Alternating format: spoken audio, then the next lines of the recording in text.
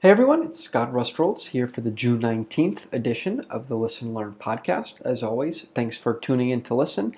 And a quick reminder that if you enjoy the podcast, please subscribe to our YouTube channel and follow us on Facebook at the Listen Learn podcast and share it with any friends or family whom you think may also be interested in our nightly analysis. With that, just want to focus on a couple of stories tonight. First, out of North Korea, where, if you remember last week, an American who was held captive there, Otto Warmbier, he was a college student who visited in 2016, which was a mistake. Should not go to North Korea. But he was arrested on false charges, put to 15 years in jail. And if you remember last week, his release was negotiated. Unfortunately, he was died today. When he came back to America last week, he was clear he had a coma, and put simply, the North Koreans beat him to a coma, and they beat him to death. Senator John McCain rightly said that North Korea murdered him, and it's as simple as that. Secretary of State Rex Tillerson said today that we're going to hold North Korea accountable for killing an American citizen, which we as a country cannot accept.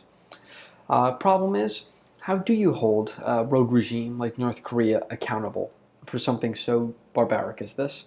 I don't think it's quite clear yet. I mean, we can tighten sanctions further with companies that do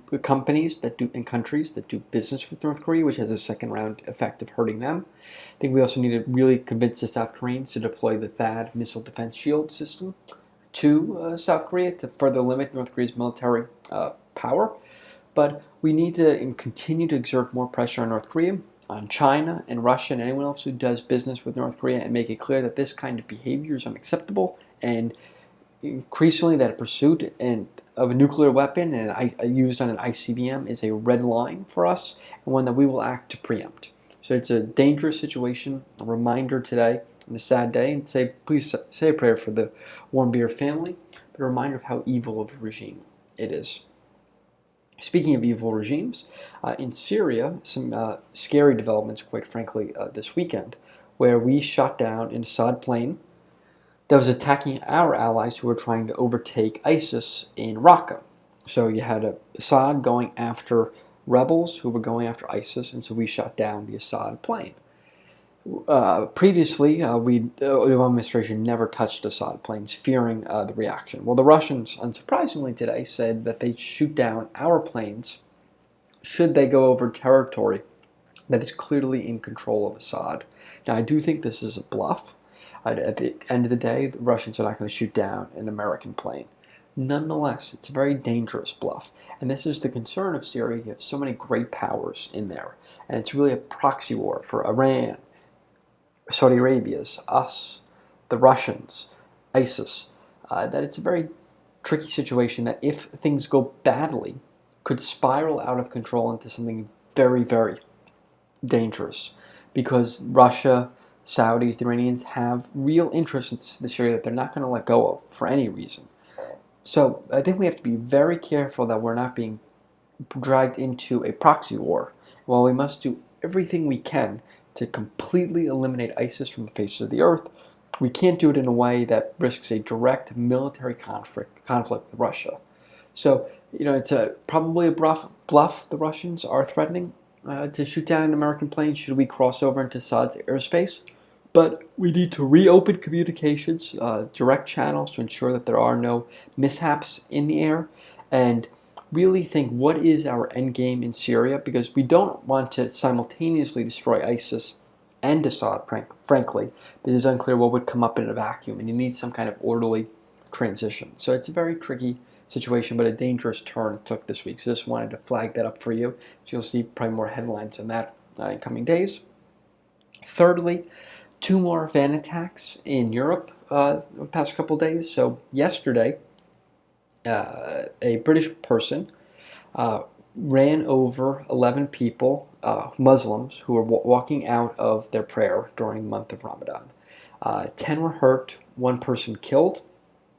Despicable act to kill innocent people walking out of Sunday prayer. And it's just a reminder that hate begets hate, right? Unfortunately, you've had radical Islamist terrorist attacks in Great Britain, and so yesterday, a small-minded, probably deranged, evil man decided to attack innocent people in response, which is beyond the pale and must be condemned. But it's a reminder that when confronted with hate, unfortunately, some people respond with hate, and instead we need to crush the evildoers, but at the same time try to bring other good people into the fold. And then today, in Paris, a car ran into a police van in Paris. It was another Islamic radical terrorist attack. So you had several Islamic attacks the past couple weeks. Yesterday you had an anti-Islamic attack. Today you had another Islamic attack. He had guns. Luckily, he was disabled after hitting the police van. No one was, excuse me, no one was injured. You only had he who was hurt. And once again, as this happened numerous times, he was on a watch list. And it feels like we need to do a better job in Europe watching people who were on watch lists. It doesn't do us much good if we're watching them and then they go and commit an attack. Then in this case, we weren't lucky, could have been significantly worse. So every single attacker of late has been on a watch list, and you have to start saying, we need to watch them more carefully, ensure that they don't attack anyone, and keep a close eye on everyone they interact with who could be providing some kind of support. France, as a reminder, has been under a state of emergency since November of 2015, and it just feels like these car attacks are becoming a weekly and almost daily frequency. And we can't allow this to become a part of everyday life in the civilized world. We just can't have it. Finally, turning domestically into politics, tomorrow is the special election in Georgia 6, Tom Price's old seat. As a reminder, Trump carried this district by 1.5% in the general election, much less than past Republican candidates. It's the sixth most educated district in America, and it's been trending left over time. And Trump perhaps accelerated some of those trends because he, versus past Republicans, lost support with college-educated whites, but gained them with non-college-educated whites. So this is the perfect district where Democrats will try to go to a more fragile part of the Trump coalition. It's a weird race. In terms of how much money's been raised, unprecedented. John Ossoff, the Democrats, over $23 million. In total, $60 million has been spent. We've seen huge turnout in the first round and huge turnout in early election. This is early voting for the election. It's a reminder that there's a massive surge in enthusiasm on both sides of the aisle. You can read all of this about how Democrats are more enthused, but Republican turnout suggests Republicans are feeling enthused behind the president as well. The race to me versus Ossoff and Karen Handel looks to be a bit of a toss-up. Ossoff has a big lead, my guess would be, in the early voting. Handel's made a bit of a late surge, unclear if she'll get enough votes to finish ahead. Probably will be a 1 or 2 point race. Either way, you can flip a coin. If I were to make a bet, I'd bet that Ossoff wins by 1 to 2 points, but we'll see.